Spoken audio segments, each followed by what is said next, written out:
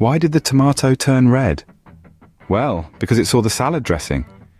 Now that we've tickled your funny bone, let's dive into a world of hilarity and absurdity, where people make less sense than a fish riding a bicycle.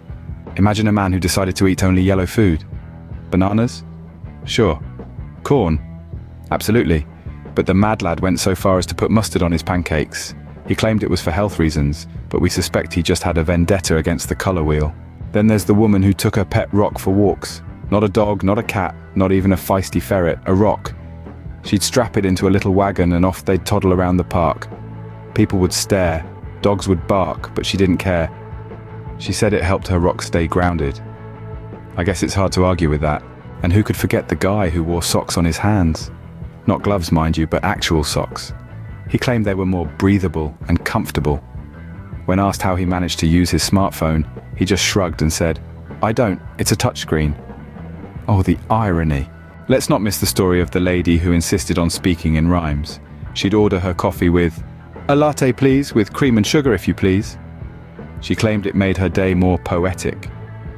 Her friends didn't agree, but they had to admit her life was never prosaic. And finally, the man who thought he was a chicken.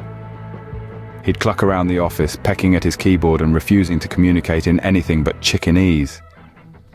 When his boss asked him why, he simply replied, "I'm just trying to get ahead in the pecking order."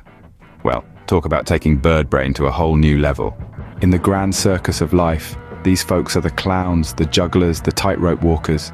They defy logic, ignore conventions, and dance to the beat of their own drum. Or in the case of our chicken man, to the beat of their own cluck. So, to wrap things up, remember, in a world full of potatoes, be a mustard-slathered pancake. In a park full of dogs, be a pet rock. And in an office full of people, don't be afraid to be a chicken. Because as we've seen today, it's the nonsensical people who make life a whole lot more interesting. And as we say goodbye, we leave you with this thought. What do you get when you cross a joke with a rhetorical question?